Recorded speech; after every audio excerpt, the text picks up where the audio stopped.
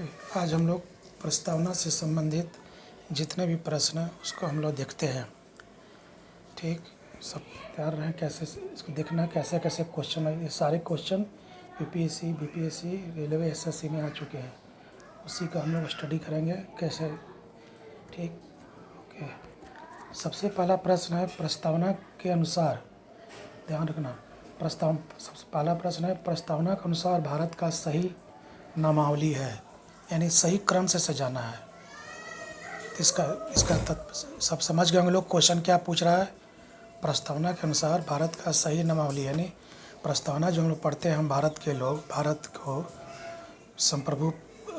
संपूर्ण प्रभुत्व संपन्न, समाजवादी, पंथ निरपेक्ष, लोकतांत्रिक गणराज्य, इस तरह से इसको करना है। तो प्रस्तावना जब हम शुरू करेंगे तो उसमें देखेंगे कि सबसे पहले संपूर्ण प्रभुत्व संपन्न आया हुआ है, फिर समाजवादी है, फिर पंथ निरपेक्ष है, फिर लोकतांत्रिक गणराज्य है। इसलिए इसका आंसर पहला होगा। इसका आंसर पहला होगा। जबकि दूसरा में देखिए क्वेश्चन पूछ रहा संपूर्ण प्रभुत्व संपन्न, पंथ निरपेक्ष, समाजवादी, उल्टा हो गया। तो क्रम से रखना है इसको याद। सबसे पहले संपूर्ण प्रभुत्व संपन्न, समाजवादी, पंथ निरपेक्ष, लोकतांत्रिक गणराज्य। इसको क्रम से याद करने का तरीका, इसका कोड भी हम बता सकते हैं।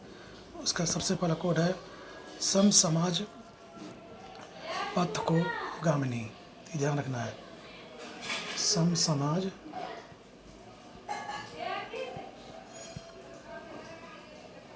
पथ को गामिनी, पथ लो नहीं लो, पथ लो गामिनी। सम मतलब हो गया संपूर्ण, प्रभुत्व संपन्न। समाज मतलब हो गया समाजवादी। पंथ मतलब हो गया पंथ निरपेक्ष। लो मतलब हो गया लोकतांत्रिक। गढ़ से मतलब का गणराज्य। तो सम समाज पथ लोगामिनी, ये रखना कोड ये है। इसी कोड पर यह ध्यान रखना होगा कि लाइन क्रम से पूछा है बीपीएससी में। क्रम से पूछा कि प्रस्तावना में भारत का सही क्रम क्या है, तो बोलना सबसे पहले संपूर्ण प्रभुत्व संपन्न, समाजवादी, पंथ निरपेक्ष, लोकतांत्रिक गणराज्य। ठीक, यह ध्यान याद रखना है कि क्वेश्चन बीपीएससी में पूछा जा चुका है। इसका कोड हमने बताया सम समाज पथ लोगामिनी। सम से संपूर्ण प्रभुत्व संपन्न, समाज से समाजवादी, पथ से पंथ निरपेक्ष, लोक से लोकतांत्रिक, ग से गणराज्य। ठीक, अब आता है दूसरा सवाल। प्रस्तावना का वह प्रावधान जो सभी वयस्क नागरिकों की मतदान का अधिकार की बात करता है क्या कहलाता है? प्रजातंत्र। तो इसमें आंसर होगा प्रजातंत्र। क्यों होगा? तो जितने भी वयस्क नागरिक हैं, जैसे 18 वर्ष से जिनकी उम्र सीमा ऊपर हो गई है, जिनकी उम्र 18 वर्ष से ऊपर हो गई हो, वे वयस्क मताधिकार की श्रेणी में आते हैं। वयस्क नागरिक की श्रेणी में आते हैं मताधिकार के अनुसार, यानी मतदान करने का उनको अधिकार प्रदान भारत हमारा संविधान दे देता है उनको। जो भी देश में 18 वर्ष की उम्र के बच्चे हो जाते हैं उनको मतदान करने का अधिकार है। यानी ये इसलिए कहा गया कि प्रस्तावना का वह प्रावधान जो सभी वयस्क नागरिकों की मतदान का अधिकार की बात करता कहलाता प्रजातंत्र। प्रजातंत्र का मतलब होता है प्रजा प्लस तंत्र। प्रजा मतलब जनता, तंत्र माने शासन। जनता के द्वारा किया गया शासन को ही प्रजातंत्र बोलते हैं। यानी 18 वर्ष की उम्र के से ऊपर के लोगों को यह अधिकार प्रदान जिस देश में हो जाए, और जो लोग अपने इच्छानुसार अपने संसद को, विधायक को चुन सके, वही प्रजातंत्र की, उसी को हम लोग प्रजातंत्र भी कह सकते हैं। याद रहिएगा, जो विधायिका में, चाहे संसद का विधायिका हो चाहे केरल राज्य का विधायिका हो, दोनों को विधायिका को चुनने की जिम्मेदारी जिसके पास है वही प्रजातंत्र की कहलाता है। अब आता तीसरा क्वेश्चन। कौन एक भारतीय संविधान की प्रस्तावना का भाग नहीं है? इसका मतलब, क्वेश्चन का मतलब होता है कि हम प्रस्तावना पूरा पढ़ेंगे तो उसमें स्रोत के रूप में कल ही बताए थे कि 4 खंड पढ़ेंगे। स्रोत में जिसकी चर्चा नहीं हो, स्वरूप में जिसकी चर्चा नहीं हो, साथ ही जिसका उद्देश्य में चर्चा नहीं हो, और स्वीकृति में जिसकी चर्चा नहीं हो, उसको हम कहेंगे प्रस्तावना का भाग नहीं। जैसे हम प्रस्तावना जब पढ़ेंगे तो उसमें धर्मनिरपेक्षता की भी चर्चा आती है, समाजवाद भी चर्चा होती है, प्रजातांत्रिक गणराज्य की भी चर्चा होती है, लेकिन संघवाद की चर्चा हम उसमें नहीं देखते। इसलिए इसका आंसर क्या होगा? संघवाद। ये ध्यान रखना है, संघवाद हो गया। इसमें क्या था आंसर? प्रजातंत्र था। इसमें क्या था? पहला आंसर था ये। इसमें क्या हो गया? संघवाद। ये ध्यान रखिएगा। तो कैसे पहचाना गया कौन सा एक भारतीय संविधान की प्रस्तावना का भाग नहीं है? तो पूरे प्रस्तावना में हम 4 खंड में बांटेंगे, बोलेंगे से स्रोत, स्वरूप, उद्देश्य और स्वीकार्य। तो हम जब स्वीकार में जाते हैं, ये उद्देश्य को पढ़ते हैं, या स्वरूप को पढ़ते हैं, स्रोत को पढ़ते हैं, तो हम धर्मनिरपेक्षता, समाजवाद और प्रजातांत्रिक लोक गणराज्य, ये स्वरूप में देखा जाता है। संघवाद की चर्चा न तो स्रोत में है, न स्वरूप में है, न उद्देश्य में है, न स्वीकार में है। इसलिए इसका आंसर कौन हो गया? संघवाद। नेक्स्ट, चौथा क्वेश्चन हो गया, भारतीय संविधान की प्रस्तावना में निहित है। निहित है तो ध्यान रखना होगा, जितने भी खंड है, चारों खंड में देखना क्या है। पहला विचार, विश्वास, धर्म और व्यक्ति। दूसरा आंसर है बी में है विचार, विश्वास, धर्म और आस्था। तो हम जब उद्देश्य पढ़ते हैं, उद्देश्य में ध्यान रखिए, जब उद्देश्य पढ़ते हैं तो इस उद्देश्य में देखे हैं कि स्वतंत्रता की बात करता है, जो कि फ्रांस की क्रांति से लिया गया है। उद्देश्य में जैसे उद्देश्य हमारा हो गया, उस उद्देश्य में हम स्वतंत्रता की भी बात करते हैं, समानता की बात होती है, बंधुत्व का भी बात होता है और न्याय की भी बात होती है इस उद्देश्य में। तो जो स्वतंत्र उद्देश्य है, उस उद्देश्य में देखते हैं कि 5 प्रकार का उद्देश्य है। 5 प्रकार का उद्देश्य उसमें चर्चा की गई है। पहला विचार की स्वतंत्रता, दूसरा विश्वास की स्वतंत्रता, तीसरा धर्म की स्वतंत्रता, चौथा आस्था की स्वतंत्रता, पांचवा उपासना की स्वतंत्रता। व्यक्ति स्वतंत्रता, उपासना स्वतंत्रता। इसमें आस्था शब्द कहीं नहीं है। पहला में क्या बताए थे? विचार, दूसरा विश्वास, तीसरा धर्म, चौथा व्यक्ति और पांचवा उपासना। आस्था का इसमें कहीं भी चक्र नहीं दिया है। तो इस आंसर को बताने का तरीका है कि आप प्रस्तावना के उद्देश्य खंड को जाइए। उद्देश्य खंड में पार्ट 1 स्वतंत्रता आएगा। स्वतंत्रता में 5 प्रकार का स्वतंत्रता की चर्चा है। विचार, विश्वास, धर्म और व्यक्ति और उपासना। उसमें आस्था की चर्चा नहीं है। तो हम देखते हैं कि यहाँ पर सेकेंड खंड में आस्था लिखा हुआ है, इसलिए बी आंसर इसमें गलत हो जाएगा, गलत हो जाएगा और ए आंसर सही है। तो प्रस्तावना में निहित क्या है? विचार, विश्वास, धर्म, व्यक्ति और एक और जोड़ लेंगे इसी में, उपासना। ये 5 वर्ड इसमें चर्चा है जो प्रस्तावना के उद्देश्य की स्वतंत्रता का एक भाग है, ध्यान रखना है। नेक्स्ट है, कौन भारत को धर्मनिरपेक्ष राज्य की बात करता है? कौन भारत को धर्मनिरपेक्ष राज्य की बात करता है? तो प्रस्तावना भारत को धर्मनिरपेक्ष की बात करता है। कैसे, ये बताइए कैसे करता है प्रस्तावना भारत को धर्मनिरपेक्ष की बात? तो इसको हम लोग ऐसे समझेंगे, इसको समझेंगे। हम जब प्रस्तावना को पढ़ते हैं तो इसमें देखते हैं क्या कि जो स्वरूप है हमारा, जो स्वरूप है, जैसे स्वरूप पहला स्वरूप है संपूर्ण, प्रभुत्व संपन्न। अभी ऊपर बताया हमने फर्स्ट वाले में बताया, प्रभुत्व संपन्न, समाजवादी, पंथ निरपेक्ष, लोकतांत्रिक गणराज्य। ये पंथ निरपेक्ष ही धर्मनिरपेक्ष हुआ। तो 5 की जो चर्चा है, इसी चर्चा में से देखेंगे तो हम लोग धर्मनिरपेक्ष जो राज्य की परिकल्पना करता हो, प्रस्तावना के से संबंधित है। चलिए इसका आंसर ये हो गया, प्रस्तावना हुआ, समझे। अब हम लोग प्रश्न पढ़ते हैं हम लोग। नेक्स्ट क्वेश्चन में जाते हैं हम लोग, छठा क्वेश्चन जाते हैं हम लोग। छठा क्वेश्चन में क्या है, देखो ध्यान से सब। छठा क्वेश्चन कहता है कि प्रस्तावना में उल्लिखित शब्द समाजवाद और धर्मनिरपेक्ष शब्द, क्वेश्चन छूट गया, ठीक है ठीक। हाँ, छठा क्वेश्चन है, प्रस्तावना में उल्लिखित शब्द समाजवाद और धर्मनिरपेक्षता किस संशोधन द्वारा जोड़ा गया? तो इसको बोलना है क्या ये मूल प्रस्तावना का भाग था? नहीं। तो बताना है ये मूल प्रस्तावना का भाग नहीं था, बल्कि ये 42वां संविधान संशोधन द्वारा जुड़ा। आपको पता है कि हम बताए थे कल ही कि 42वां संविधान संशोधन केशवानंद भारती बनाम केरल सरकार में 1973 में सुप्रीम कोर्ट ने कहा था कि प्रस्तावना भी संविधान का अंग है। प्रस्तावना भी संविधान का अंग है और संविधान का अंग होने के कारण इसमें हम समय अनुसार संशोधन कर सकते हैं। इसी के मद्देनज़र उस तत्कालिक प्रधानमंत्री जो इंदिरा गांधी थी, उन्होंने एक कमेटी बनाया था स्वर्ण सिंह। 1975 में इसका गठन हुआ था। 76 में इस कमेटी ने अपना जो रिपोर्ट दिया, उसी के आधार पर समाजवाद, पंथनिरपेक्ष और एक अखंडता 3 शब्द प्रस्तावना में पहली बार जोड़े गए, जिसको कि 1977 में लागू किया गया था। ध्यान रखना है, धारा 2 के तहत पूछ देगा प्रस्तावना में पहली बार संशोधन कब हुआ, तो बोलना होगा 42वां संविधान संशोधन। किस कमेटी के सिफारिश से बना, तो बोलना स्वर्ण सिंह समिति। फिर पूछ देगा ये कब ये समाजवाद अखंडता शब्द कब जुड़ा, 76 में। कब ये देश में लागू हो गया, तो बोलना होगा 77 में।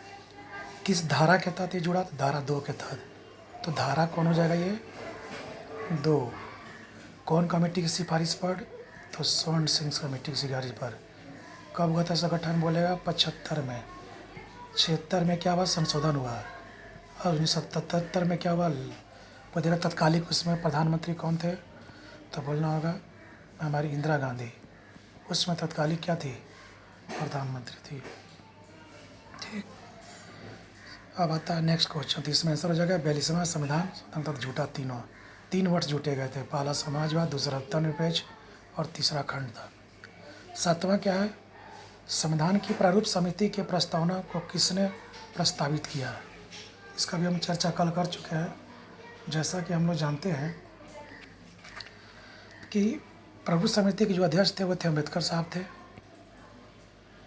लेकिन नेहरू ने क्या किया था, संविधान सभा के समक्ष 13 दिसंबर 1946 को प्रस्तावना का यानी उद्देशिका का एक ड्राफ्ट तैयार करके दिया, ताकि संविधान सभा उस ड्राफ्ट में था कि हमारा संविधान कैसा होगा, लोगों को क्या लिबर्टी मिलेगा, कैसा उनको स्वतंत्रता मिलेगी, क्या उनको समानता मिलेगी, इन सब की उसमें चर्चा थी।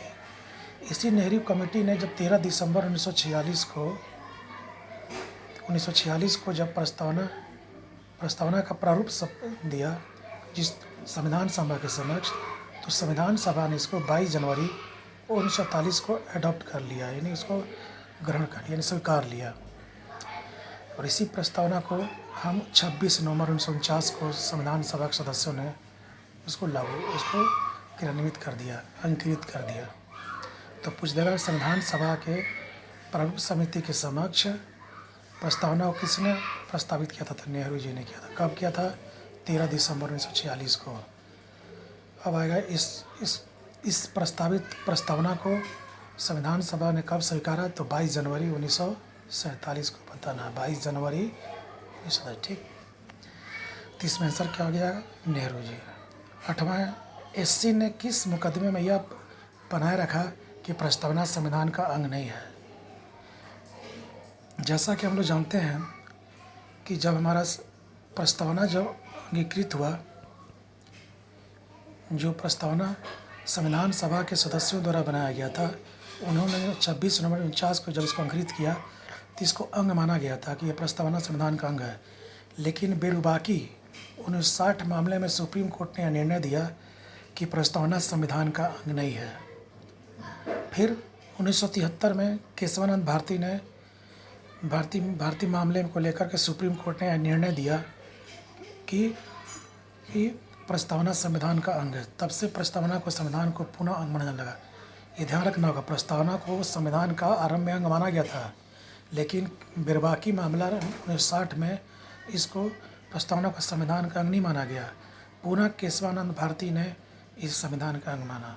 तो क्वेश्चन आएगा किसने सबसे पहली बार इसको नहीं माना, तो बेरुबाकी संघ ने इसको नहीं माना।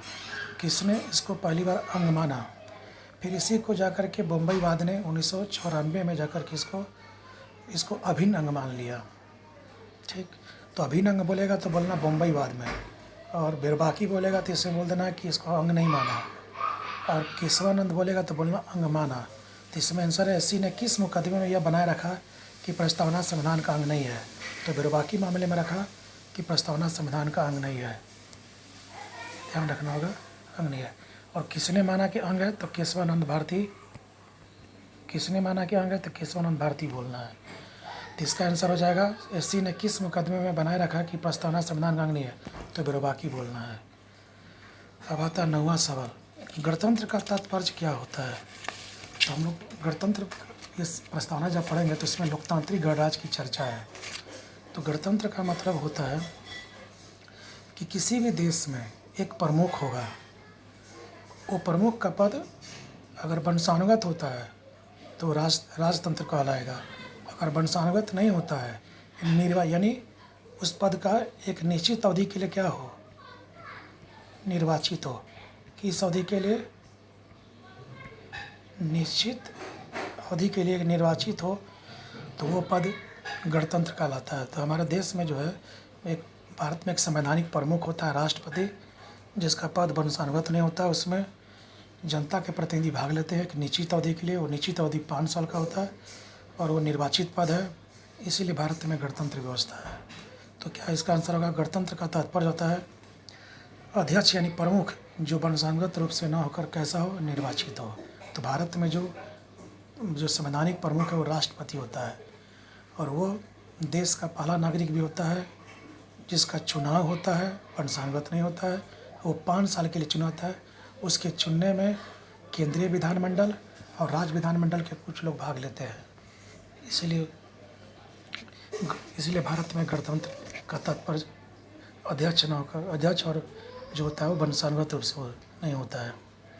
तो गणतंत्र का तात्पर्य क्या होता है, अध्यक्ष वंशानुगत रूप से न होकर कैसा हो, निर्वाचित हो। तो इसका आंसर हो जाएगा ए। 10वां, भारत एक धर्मनिरपेक्ष देश है, इसका तात्पर्य क्या है। तो सब पता है कि धर्मनिरपेक्ष शब्द जो था हमारे प्रस्तावना के मूल में नहीं था, इसे भी 42वें संविधान संशोधन 1976 के तहत जोड़ा गया।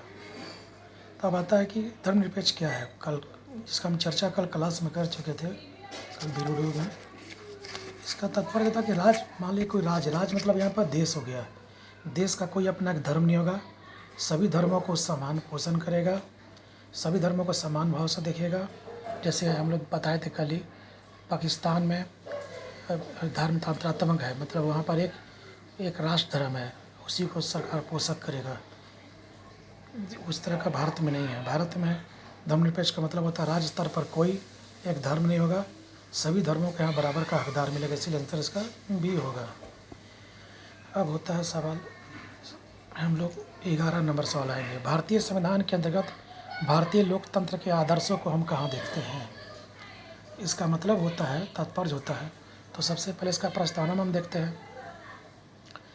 भारतीय लोकतंत्र का मतलब क्या हुआ, तो भारत में रहने वाले लोग यानी भारतीय जनता का शासन के आदर्शों को हम, माने एक जनता के लिए हमारे संविधान सभा के सदस्यों ने किस रूप में भाव देखा था, यानी उनके लिए क्या अहमियत दी थी, इसकी चर्चा सबसे पहले हम प्रस्तावना में देखते हैं।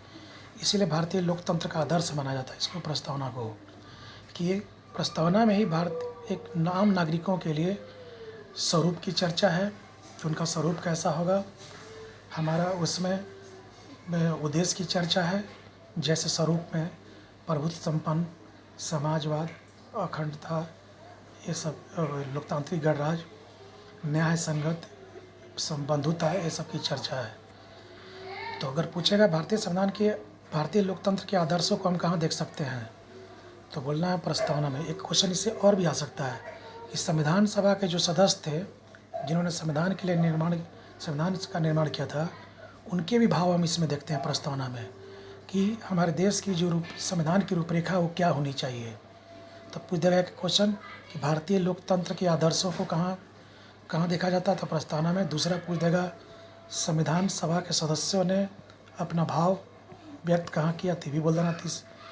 या तीसरा बोल देगा संविधान की रूपरेखा कहाँ देखी जा सकती है, तो वही बोलना प्रस्तावना में। 3 आंसर इसमें होगा। संविधान की रूपरेखा अगर पूछेगा तो कहाँ बताना है, प्रस्तावना में। संविधान का भाव, संविधान सभा के सदस्यों का भाव कहाँ है, तो भी प्रस्तावना में है। भारतीय लोकतंत्र के आदर्शों को कहाँ देखते हैं, तो भी प्रस्तावना में है।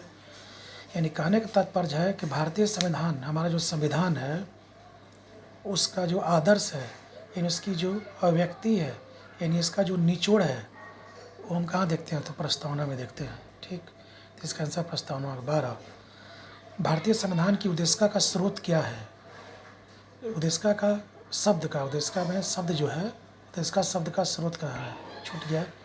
शब्द का स्रोत कहाँ होता है? बोलना उद्देश्य यूएसए से। कल ही हम बताए थे कि प्रस्तावना में हम 4 देशों के मूल स्रोत देखते हैं। जैसे अगर शब्द बोलेगा तो अमेरिका मानना है, भाषा बोलेगा तो ऑस्ट्रेलिया बताना है, शब्द बोलेगा तो क्या बोलना है? यूएसए, भाषा बोलेगा तो क्या बोलना है? ऑस्ट्रेलिया। उसमें न्याय बोलेगा, 3 तरह का जो न्याय है, सामाजिक न्याय, आर्थिक न्याय और राजनीतिक न्याय, वो हो जाएगा रूस से हो जाएगा। और अगर स्वतंत्रता, समानता और बंधुत्व बोलेगा तो हो जाएगा फ्रांस से हो जाएगा। ध्यान रखना होगा। तो फ्रांस से भी स्रोत है, लेकिन फ्रांस से स्रोत के रूप में क्या है? तो स्वतंत्रता, समानता और बंधुत्व। यहाँ क्या सवाल किया है कि भारतीय संविधान का उद्देशिका शब्द का स्रोत कहाँ से लिया गया? तो क्या बोलना है? यूएसए से। दूसरा क्वेश्चन पूछ देगा उद्देशिका में, उद्देशिका का भाषा कहाँ से लिया गया है? तो बोल देना है ऑस्ट्रेलिया से। तीसरा पूछ देगा स्वतंत्रता समानता शब्द की जो इसमें चर्चा है प्रस्तावना में, वो कहाँ से लिया गया? तो फ्रांस से। बोल देना 3 तरह की जो न्याय की चर्चा वो कहाँ से लेना है? तो बोल देना रसिया से। ये 12 नंबर हो गया।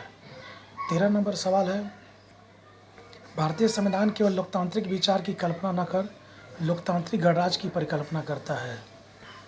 यानी देखेंगे हम लोग प्रस्तावना में तो लोकतांत्रिक गणराज्य की चर्चा है, उसका विचारधारा का स्रोत क्या है? तो इसमें बता देना है कि लोकतांत्रिक गणराज्य का मतलब होता है कि जनता के द्वारा शासन जो प्रतिनिधि हैं उसमें न्याय की बात होगी, समानता की बात होगी, सबके लिए स्वतंत्रता की बात होगी, आपसी बंधुत्व और भाईचारा को दिया जाएगा। ये हम बताए थे। स्वतंत्रता, भाईचारा, समानता, न्याय, इन चारों का समावेश है। इन चारों की महत्ता है लोकतांत्रिक गणराज्य में। इसीलिए प्रस्तावना में लोकतांत्रिक गणराज्य के रूप में न्याय, समानता, स्वतंत्रता और भाईचारे चारों की परिकल्पना की गई है। तो इसका आंसर हो जाएगा ABCD चारों। नेक्स्ट हो गया, भारतीय संविधान की प्रस्तावना में किस प्रकार की न्याय की बात नहीं की गई है? तभी बताए थे 3 तरह का न्याय था जो रसिया से लिया गया है। तो रसिया से लिया गया सामाजिक न्याय, आर्थिक न्याय और राजनीतिक न्याय। लोकतांत्रिक न्याय की इसमें चर्चा नहीं है। तो इसका आंसर क्या हो जाएगा? इसका आंसर हो जाएगा लोकतांत्रिक न्याय। कौन हो जाएगा? लोकतांत्रिक न्याय। कितने प्रकार के न्याय की चर्चा है? फिर पूछा कहाँ से लिया गया ये? तो बता देना ये न्याय जो है रसिया से लिया गया। इसमें 3 तरह से सवाल आ सकता है। पहला, कितने तरह का न्याय की बात है? 3 तरह की। कौन कौन? सामाजिक, आर्थिक और राजनीतिक। फिर पूछ सकता है तीनों न्याय कहाँ से लिया गया है? तो रूस से। अब थोड़ा सा अंदर डीप जाएगा तो पूछ देगा कि न्याय प्रस्तावना में कौन सा खंड की बात करता है? तो बोलना है उद्देश्य की बात करता है, नॉट स्वरूप की। उद्देश्य की बात करता है। स्वरूप की बात करता है प्रभुत्व संपन्न, समाजवाद, अखंडता, नहीं समाजवाद, पंथनिरपेक्ष, लोकतांत्रिक और गणराज्य। ये 5 की बात करता है। ये ध्यान रखना होगा। न्याय कितने प्रकार की है? तो 3 तरह की। कौन कौन? सामाजिक, आर्थिक और कहाँ से लिया गया है? रूस से। ये किस में आता है? उसका उद्देश्य में या स्वरूप में? तो बोलना उद्देश्य में। ठीक। 15 सवाल। प्रस्तावना में संशोधन पहली बार 1976 में किस समिति की सिफारिश हुआ था? तो आगे हम चर्चा कर चुके हैं। स्वर्ण समिति की सिफारिश पर, जिनका गठन कब हुआ था? 1975 में। ठीक। अब आता है 15 नंबर सवाल। 15 नंबर सवाल, 16 नंबर सवाल इसका तो हम लोग पढ़े थे। स्वर्ण समिति। 16 नंबर सवाल, संविधान बनाते समय कौन सी बात आरंभ में प्रस्तावना में नहीं था? तो पूरे प्रस्तावना को आप पढ़ेंगे तो 26 नवंबर 1949 इसके अंगीकृत होने के पहले, क्या होने के पहले? अंगीकृत होने के पहले इसमें हम जब पूरी प्रस्तावना को पढ़ते हैं, हम भारत के लोग, भारत के संप्रभुत्व संपन्न पढ़ते हैं, तो समता की बात आती है जो उद्देश्य में आता है। संप्रभुता की बात होती है जो हमारा स्वरूप में आता है। समाजवाद की बात होती है, ये भी स्वरूप में आता है। और न्याय की बात होती है, ये हमारा उद्देश्य में आता है। लेकिन यहाँ सवाल यह है कि संविधान बनने के समय कौन सी बात आरंभ में नहीं थी? तो समाजवाद शब्द नहीं था, क्योंकि समाजवाद को 42वां संविधान संशोधन 1976 के तहत जोड़ा गया था। समझे? इसलिए कौन नहीं था आरंभ में? समाजवाद नहीं। वर्तमान में चारों है कि नहीं है? तो वर्तमान में चारों है। ये दोनों मूल रूप में था, समता भी, न्याय भी और संप्रभुता भी। कौन बाद में ऐड हुआ? ये। तो इसका मतलब इसको दो तरह से पढ़ना है। एक हो गया 42वां संविधान संशोधन के पहले और एक हो गया 42वां के पहले क्या था? तो 26 नवंबर 1949। इसमें समता था, न्याय था और संप्रभुता था। समाजवाद 42वां में जोड़ा गया। इसलिए कहा गया कि संविधान बनाते समय कौन सी बात आरंभ में प्रस्तावना नहीं था? तो कौन सा नहीं था? समाजवाद। क्यों नहीं था? तो 42वां संविधान संशोधन 1976 के तहत जुड़ा। अब बता, लोकप्रिय प्रभुसत्ता क्या है? लोकप्रिय मतलब जो लोगों में प्रिय हो। प्रभुसत्ता मतलब सर्वशक्ति हाथ में निहित हो। इसका मतलब है कि सरकार जो है, जनता जो है अपनी सारी शक्तियाँ प्रतिनिधि के माध्यम से कराएगी। इसलिए हो गया जनता का प्रतिनिधि का प्रभुत्व। उद्देश्य में कितनी बार संशोधन हुआ? एक बार। कब? 42वां संविधान संशोधन 1976। अब तक कितनी बार हुआ है? तो एक बार हुआ है। संविधान की प्रस्तावना में उल्लेखित नहीं है। क्या उल्लेख नहीं है? तो जब हम संविधान की प्रस्तावना को 4 खंड में बांटेंगे तो बताया था 4 खंड बांटने के बाद पहला था स्रोत, दूसरा था स्वरूप, तीसरा था उद्देश्य, चौथा था स्वीकार है। तो स्वरूप और उद्देश्य को जब हम जाएंगे तो इसमें 5 वर्ड हैं। पहला संप्रभुत्व संपन्न, समाजवाद, पंथनिरपेक्ष, लोकतांत्रिक, गणराज्य। उसके बाद दूसरा उद्देश्य में जब जाएंगे तो इसमें है न्याय, स्वतंत्रता, समानता, बंधुत्व। इन सब का जब हम खंडित करेंगे तो न्याय सामाजिक, आर्थिक, राजनीतिक। जब हम स्वतंत्रता की बात करेंगे तो विचार की स्वतंत्रता, अभिव्यक्ति की स्वतंत्रता, धर्म की स्वतंत्रता, उपासना की स्वतंत्रता, विश्वास की स्वतंत्रता आदि है। जब हम इसमें समानता की बात करेंगे तो अवसर की समानता, प्रतिष्ठा की समानता। जब हम इसमें बंधुत्व की बात करेंगे तो गरिमा, हमारा गरिमा आएगा, शब्द आएगा। उसके बाद आएगा राष्ट्रीय एकता आएगा, राष्ट्रीय एकता, अखंडता आएगा। इसमें मातृत्व शब्द कहीं दिखा? नहीं दिखा ना स्वरूप में दिखा, ना उद्देश्य में दिखा। तो इसको मारने के लिए सबसे बड़ा तरीका क्या है? उसके 5 स्वरूप जानने और 5 जो उद्देश्य का है। पहला न्याय, स्वतंत्रता, समानता और बंधुत्व। ये चारों उद्देश्य के फिर 4 खंडों में चले जाएं। इस खंड में ये नाम चर्चा नहीं मिलेगा। व्यस्त अधिकार आपको मिल जाएगा, इसकी चर्चा नहीं मिलेगी। तो मातृत्व जो है ये प्रस्तावना में उल्लेखित नहीं है। अब आता है नेक्स्ट क्वेश्चन 20 नंबर। संविधान निर्माता के आदर्श और मनोभाव प्रस्तुत होते हैं। अभी बताए हैं उद्देश्य में, अभी ऊपर बताए प्रश्न संख्या बता दिया है कि संविधान निर्माता जो थे उनके आदर्श और मनोभाव वो कहाँ प्रस्तुत होते हैं? तो उद्देश्य में। नेक्स्ट क्वेश्चन है उद्देश्य में उल्लेखित समाजवाद, अखंडता शब्द कहाँ से लागू हुआ है? कब से लागू हुआ? कहाँ से नहीं, सॉरी, कब से लागू हुआ? तो सबको पता है 1976 से 42वां संविधान संशोधन को देगा। समाजवाद, अखंडता, पंथनिरपेक्ष के लिए कौन सी कमेटी बनाई गई थी? तो बोल देना है स्वर्ण सिंह कमेटी। फिर पता देगा कब लागू हुआ, कब से लागू हुआ? जो जोड़ा गया, सॉरी जोड़ा गया पूछ रहा है ये, कब से लागू हुआ पूछा है। तो लागू हुआ बोलेगा तो बोलना 1977 में लागू हुआ है। कब बोलना है? 1977 में लागू हुआ बोलना है। और जोड़ा गया कब बोलना है? तो जोड़ा गया बोलना अगर पूछ देगा तो बोल देना है कब? तो 76 में। ध्यान रखिए, गलत प्रश्न था। उल्लेख 21 में फिर से देख ले एक बार। उद्देश्य में उल्लेखित समाजवाद, अखंडता, पंथनिरपेक्ष शब्द कब लागू हुआ? जोड़ा गया बोलेगा तो क्या बोलना है? 76 में। लागू हुआ तो क्या बोलना? 70 में।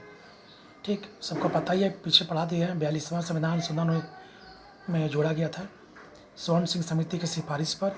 वो देगा समाजवाद, अखंडता और पंथनिरपेक्ष किस समिति की सिफारिश पर जोड़ा गया था? स्वर्ण सिंह। कब जोड़ा गया? 76 में। कब ये लागू हुआ था? 77 में। लागू होने का मतलब हुआ कब इसको हमारे देश के नागरिकों ने अपनाया, तो इसको बोलना 77 में। ठीक,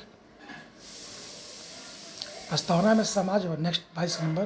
प्रस्तावना में समाजवाद, इसलिए आंसर इसमें क्या हो जाएगा? 1977। नेक्स्ट 22, प्रस्तावना में समाजवाद, अखंडता, पंथनिरपेक्ष शब्द किस धारा के अंतर्गत जोड़ा गया? तो इसको पढ़िएगा तो इसमें ये हो जाएगा। पिछले क्लास में पिछले टॉपिक बता दिए थे। प्रस्तावना में जो 42वां संविधान संशोधन 69 को जोड़ा गया तो धारा 2 के तहत ये तीनों शब्द जुटे थे, समाजवाद, अखंडता और पंथनिरपेक्ष। याद रखना, धारा 1 नहीं बोलना है, धारा 2 भी नहीं 3 नहीं बोलना है, क्या धारा बोलना है? धारा 2 के तहत, यानी धारा 1 उसमें पहले से मौजूद था, प्रस्तावना में पहले से मौजूद कौन था? धारा तो 1 था, इसीलिए धारा 2 शब्द लाया गया है। अब होता है प्रस्तावना में 42वां संविधान संशोधन द्वारा कौन से शब्द जोड़े गए? तो सर देखो, दो तरह से क्वेश्चन इसमें आ सकता है कि प्रस्तावना में इनमें से कौन से शब्द निहित है, तो सारे हो जाएंगे, ए नंबर हो जाएगा। कैसे निहित है बोला है? सारे शब्द, समाजवाद भी पढ़ेंगे तो मिलेगा, पंथनिरपेक्ष भी मिलेगा, अव्यक्ति भी मिलता है, अखंडता मिलता है, प्रभुत्व संपन्न मिलता है। लेकिन यहाँ क्या लिख रहा है? 42वां संविधान तो कौन जोड़ेगा? तो समाजवाद जोड़ा गया था, पंथनिरपेक्ष जोड़ा गया था, अव्यक्ति नहीं जोड़ा गया था, ये मूल रूप में था। अखंडता भी नहीं जोड़ा गया था, इसको जोड़ा गया है। प्रभुत्व संपन्न को पहले से मूल रूप में था। तो समाजवाद, पंथनिरपेक्ष, अखंडता 3 शब्द जोड़े गए थे, इसलिए 1 2 3 आंसर हो गया। जबकि अगर पूछ देगा कि कुछ ऐसे पूछ देगा कि प्रस्तावना में इनमें से कौन सा शब्द निहित है, तो सारे हो जाएंगे। लेकिन अगर जोड़े का बात बोलेगा 42वां के तहत, तो 2 हटा देना है, क्योंकि दोनों शब्द पहले मूल रूप में थे। नेक्स्ट 24 में 1975 में कौन सा शब्द प्रस्तावना में शामिल नहीं था? प्रस्तावना में 1975 में, यानी प्रस्तावना में जो 42वां संविधान संशोधन हुआ था, उसके पहले इनमें से कौन सा बातें थी? तो बंधुत्व था ही, न्याय भी था, विश्वास भी था, अखंडता शब्द नहीं था, क्योंकि ये 42वां के तहत जोड़ा गया। ठीक, नेक्स्ट क्वेश्चन है 25। प्रस्तावना या उद्देशिका में के संदर्भ में एक गलत चुने। पहला, नेहरू द्वारा प्रस्तुत ऑब्जेक्टिव प्रस्ताव उद्देशिका का अंग बना, बिल्कुल सही है। तो इसी के प्रस्ताव को इन्होंने 13 दिसंबर 1940 को रखा था, 13 दिसंबर 1946 को रखा था। इसकी प्रकृति न्याय योग नहीं है, इसका मतलब होता है कि न्यायालय इसमें कोई इस तरह का सुधार नहीं कर सकता है, न्यायालय इसमें कोई संशोधन नहीं कर सकता। ये संशोधन करने की गुंजाइश संसद के पास, इसीलिए न्याय योग नहीं है। यानी इसको संशोधन करने की जिम्मेदारी न्यायालय को ना होकर किसको है? सरकार का। तो इसकी प्रकृति न्याय योग नहीं है, इसका मतलब हुआ कि इसके नेचर में किसी तरह की सुधार की गुंजाइश न्यायालय द्वारा ना कर करके सरकार को जिम्मेदारी दी गई है, इसीलिए न्यायालय योग नहीं है। ऑब्जेक्टिव प्रस्ताव का मतलब होता है उद्देशिका का जो प्रस्ताव तैयार किया था वो नेहरू जी ने किया था, और उसी प्रस्ताव को 13 दिसंबर 1946 को संविधान सभा के समक्ष रखा था। ये भी लाइन सही है, ये भी सही है। यह न्यायालय में प्रवर्तन नहीं है, यानी न्यायालय द्वारा इसमें प्रवर्तन नहीं करा सकता है। प्रवर्तन करने की जिम्मेदारी किसको दी गई है? सरकार को। अगर न्यायालय द्वारा इसमें जोड़ा जाता कोई शब्द, तो बोला था कि न्यायालय में प्रवर्तनीय है। ठीक, संशोधन की गुंजाइश से बिल्कुल है। 42वां एक बार हो चुका है संशोधन, ये बात को ताकीद करता है, गुंजाइश है। इसके मूल या विशिष्ट बातों में संशोधन नहीं कर सकते, बिल्कुल। अब केरल हम लोग वाद पिछले क्लास में कुछ हल्का सा पढ़े थे, केशवानंद भारतवानंद केरल सरकार में यह बात आई थी कि प्रस्तावना संविधान का अंग है, इसीलिए उसमें भी संशोधन किया सकता है, लेकिन उसके मूल भाव को किसी तरह का हम छेड़छाड़ नहीं कर सकते हैं। इसलिए ये आंसर केशवानंद भारती के अनुसार गलत है। तो गलत यही है, संशोधन नहीं कर सकते हैं, तो उसकी मूल बातों में हम संशोधन नहीं कर सकते। ये भी सही है कि उनकी मूल बातों में हम संशोधन नहीं कर सकते हैं। बात कौन है? गलत है। अच्छा, इसमें गलत चुनना है, इसमें क्वेश्चन में ये आंसर हो जाएगा इसमें कि कोई गलत नहीं है, मान लीजिए इसमें छूट गया, सर मिस्टेक हो गया। नेक्स्ट, हम भारत के लोक शब्दों का प्रयोग कहाँ हुआ है? सबको पता है, प्रस्तावना में हुआ है, डीपीएस में सबकी चर्चा नहीं है। नेक्स्ट, सभी व्यक्ति पूर्णतः समन्वय रूप से मानव की चर्चा है, प्रभुत्व संपन्न। स्टेटमेंट क्वेश्चन है, इसलिए इसको ध्यान रखना है, इसको याद कर जनरेट जाना है। सभी व्यक्ति पूर्णतः एवं समन्वय रूप से मानव है, इसकी चर्चा किस में है? प्रभुत्व संपन्न है। प्रभुत्व संपन्न है कि सारी शक्तियाँ जनता में निहित है, और वही जनता अपने प्रतिनिधि के माध्यम से देश को चलाने का काम करेगी। ठीक, नेक्स्ट क्वेश्चन, कौन सा उद्देश्य भारत के संविधान की उद्देशिका में स्पष्ट नहीं है? तो जब हम बताए थे भी, पहला, दूसरा, तीसरा, चौथा, 4 खंड में से प्रस्तावना को बांटा गया है। उसमें तीसरा खंड है उद्देश्य है।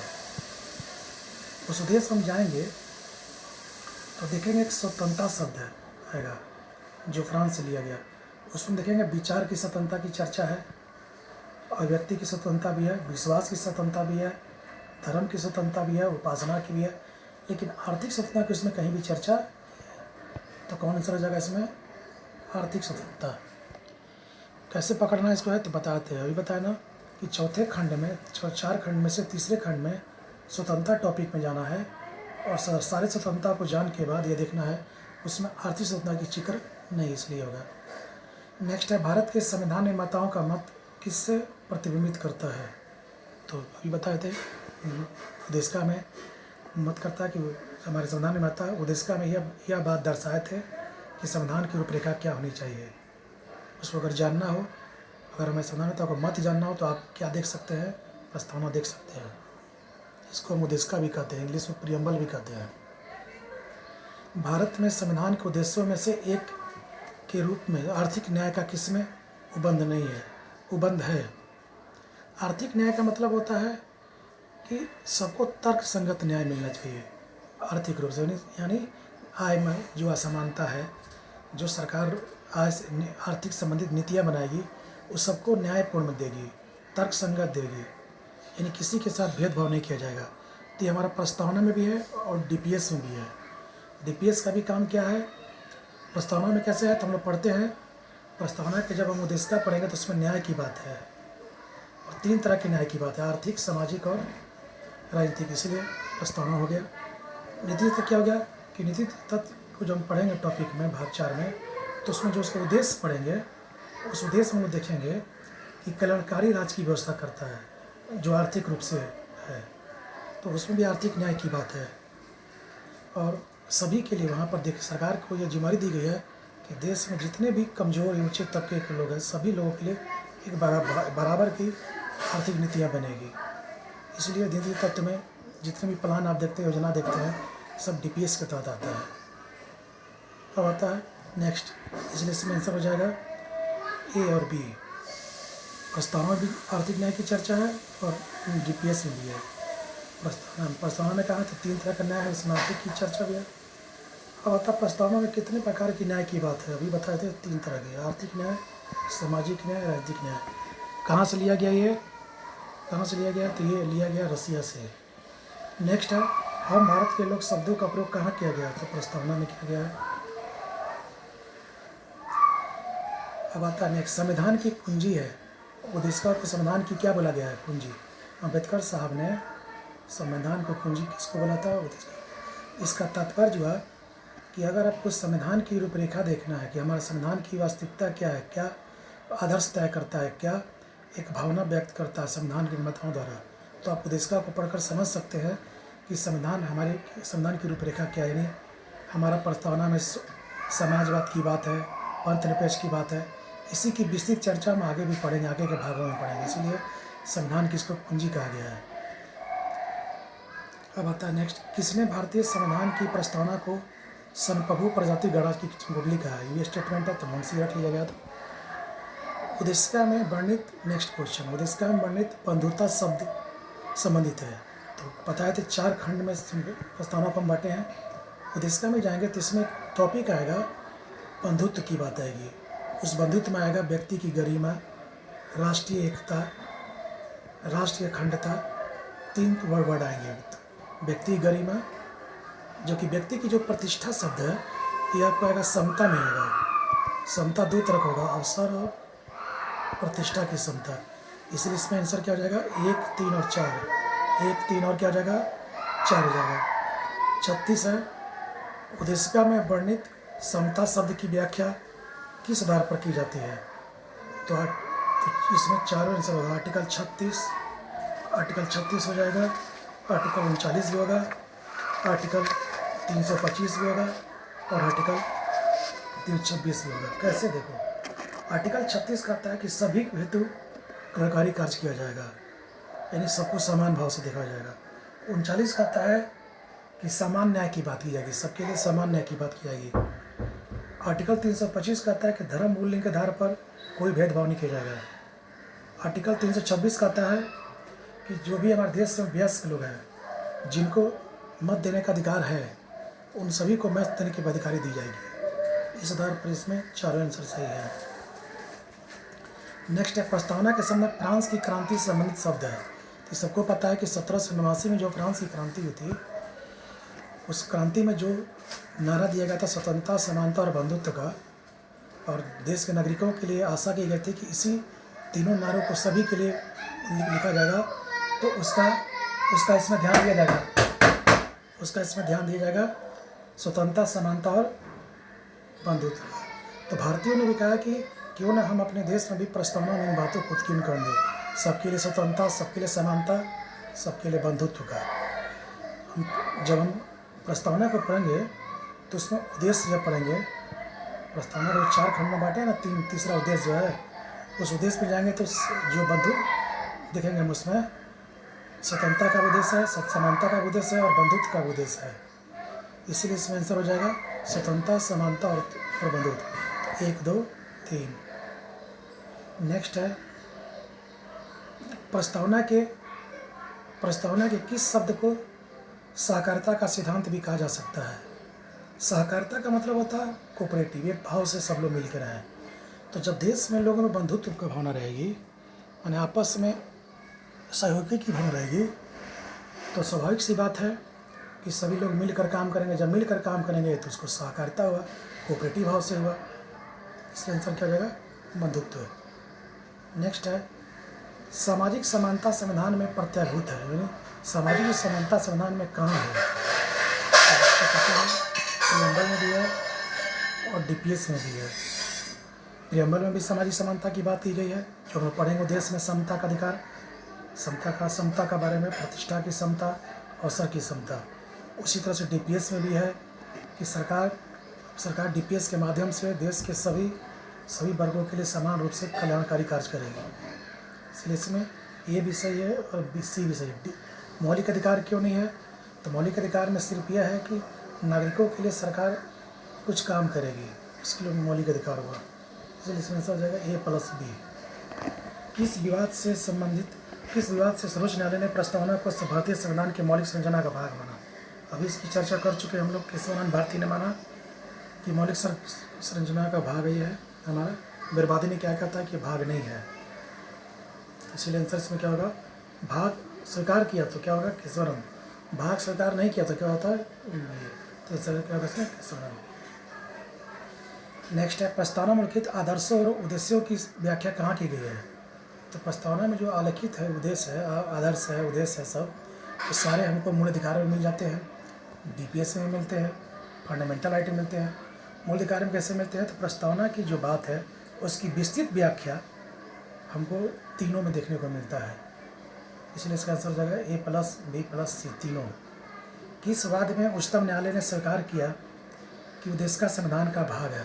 तो बम्बई वाला में भी किया था, केशवानंद ने भी किया था। ध्यान रखिएगा, अगर केशवानंद होगा तो बम्बई यूनियन हो जाएगा 94/1900।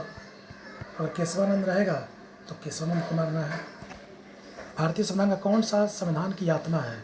तो प्रस्तावना। ध्यान रखना होगा, भारतीय संविधान अगर दिया रहेगा तो क्या बोल, भारतीय संविधान दिया रहेगा और कहेगा संविधान की आत्मा किसे कहा गया? तो प्रस्तावना को बोलना है। लेकिन यही अगर लिखा रहेगा अम्बेडकर ने संविधान का आत्मा किसको कहा गया है? तो संवैधानिक उपचारों के अधिकार को।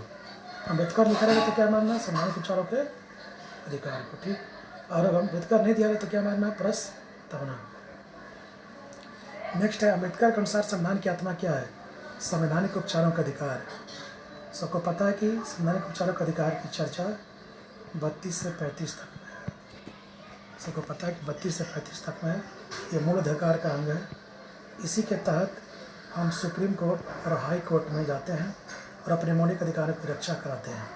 सुप्रीम कोर्ट में जाते हैं तो आर्टिकल 32 के तहत 5 प्रकार का दायर करता है, और हाई कोर्ट में जाते हैं तो 226 के तहत वो 5 प्रकार दायर करता है। जैसे बताए थे कल, बंदी प्रत्यक्षीकरण, परमादेश, प्रतिषेध, उत्प्रेषण, अधिकार परीक्षा। ये रखना पाँचों पूछता है कि कौन सा इसमें एक प्रकार का रीट नहीं है। तो संवैधानिक उपचारों का अधिकार को किसने संविधान की आत्मा कहा था? तो अम्बेडकर साहब ने। लेकिन संविधान की आत्मा बोलेगा तो क्या बोलना है? संविधान ने कहा था। भारतीय संविधान की प्रस्तावना में उल्लेखित नहीं है, क्या उल्लिखित नहीं है? तो सामाजिक न्याय ये है, राजनीतिक न्याय है ही, राजनीतिक न्याय है ही, आर्थिक न्याय भी है। क्या न्याय नहीं है? बताए थे पिछले क्लास में कि 3 तरह के न्याय की चर्चा जो रूसिया से लिया गया, सामाजिक, आर्थिक और राजनीतिक, नॉट धार्मिक न्याय। ठीक, कितने तरह के न्याय की चर्चा? 3 तरह की। कौन कौन? सामाजिक, आर्थिक और राजनीतिक। नेक्स्ट क्वेश्चन है, भारतीय संविधान में कुछ इसका में संशोधन हुआ था कब? तो सबको पता है, 42वां संविधान संशोधित हुआ था। अभी पिछले कक्षा में इसका चर्चा कर चुके हैं। भारतीय संविधान की प्रस्तावना पर किस क्रांति का प्रभाव है? तो रूसी का ही है। 3 तरह का न्याय। अमेरिकी क्रांति का ही है कि शब्द प्रस्तावना से लिए हम लोग, वहीं से लिए। फ्रांस की क्रांति सही है, समानता, स्वतंत्रता, बंधुत्व, जो देश में चर्चा है, इसलिए आंसर जगह ABC। हम भारत के लोग का तात्पर्य क्या है? तो संविधान का जो निर्माण हुआ था वो जनता से हुआ है, यानी सारी शक्तियाँ किस में निहित है? जनता में निहित है। ठीक है। नेक्स्ट क्वेश्चन, प्रस्तावना का वह प्रावधान जो हमारे संविधान के सभी नागरिकों को मतदान देने का अधिकार प्रदान करता है, तो कहलाता प्रजातंत्र, यानी लोकतंत्र में जो भी वयस्क मताधिकार है, सभी को मतदान करने का बराबर का हक है। तो कई क्वेश्चन कर रहा है, प्रस्तावना का वह प्रावधान जो सभी नागरिकों के लिए वयस्क अधिकार का अधिकार प्रदान करता है, ऐसा संभावना कहाँ पर है? प्रजातंत्र में ही है। हमारा देश में प्रजातंत्र है, सबको पता ही है। प्रजातंत्र है, लोगों द्वारा किया गया शासन है, जो अपने वयस्क अधिकार का प्रयोग करते हुए देखते होंगे विधायिका का चुनाव करती है, चाहे लोकसभा का चुनाव हो, चाहे विधानसभा का चुनाव हो। इसीलिए इसमें प्रजातंत्र आंसर हुआ। प्रस्तावना से क्या स्पष्ट नहीं होता है? तो देखो, जब हम पढ़ेंगे हम भारत के लोग से लेकर 26 नवंबर 1949 को अंकित अध्यार्पित करते हैं, तो हम देखेंगे स्रोत भी इसमें है। अभी बताए थे कहाँ से लिया गया ये, इसकी चर्चा अमेरिका से। शासन के ध्येय का विवरण भी है। ध्येय का विवरण मतलब इसका जो नेचर है वो, और जो इसका पर्पस उद्देश्य वो भी। संविधान को लागू करने की तिथि का इसमें, संविधान को लागू करने की जो तिथि है 26 जनवरी 1950 की है, वो इसमें कहीं भी चर्चा नहीं आएगा। अंकित की चर्चा है 26 नवंबर 1949। तो पूछा कि प्रस्तावना में क्या स्पष्ट नहीं है? अंकित स्पष्ट है ही, क्योंकि 26 नवंबर 1949 को अंकित करने की बात है। स्रोत की चर्चा है ये फ्रांस, रसिया, अमेरिका, ऑस्ट्रेलिया। शासन का ध्येय का चर्चा ये स्वरूप और जो उद्देश्य है, जैसे प्रभु सत्ता, पंथ निरपेक्ष, अखंडता, बंधुत्व, समानता, ये सब की चर्चा है ही। क्या चर्चा नहीं है? संविधान को लागू करने की तिथि। लागू कब हुआ था ये? 26 1950 को। तो इसकी चर्चा पूरे प्रस्तावना पढ़ेंगे कहीं नहीं दिखेगा, इसलिए इसमें आंसर कौन हो जाएगा? संविधान को लागू करने की तिथि। ठीक। लास्ट क्वेश्चन है 51 नंबर, प्रस्तावना किन 51 नंबर जो क्वेश्चन है लास्ट है, प्रस्तावना किन उद्देश्यों को उद्घोषित नहीं करता है? मतलब प्रस्तावना यहाँ भी वही सी चीज़ है कि पूरी प्रस्तावना को, प्रियम्बल को जब हम पढ़ेंगे, हम भारत के लोग से 26 नवंबर को अंकित करता है, तो देखेंगे उसमें सामाजिक न्याय ही है, आर्थिक न्याय है, है राजनीतिक न्याय है, प्रतिष्ठा भी है, अवसर की समानता है जो देश में है, विचार की सही है, स्वतंत्रता, अभिव्यक्ति की स्वतंत्रता है ही है। तो इस तीनों को जब हम पढ़ेंगे उद्देश्य में, तो ये भी है, ये भी है, ये भी है। अंतर्राष्ट्रीय शांति और सुरक्षा की पूरे प्रस्तावना में कहीं भी चर्चा नहीं है, इसीलिए आंसर क्या हो जाएगा? अंतर्राष्ट्रीय शांति एवं सुरक्षा। ठीक है, आशा है सभी को समझ में आया होगा। धन्यवाद। अगले वीडियो के जारी होने का आदेश का इंतजार। Thank you.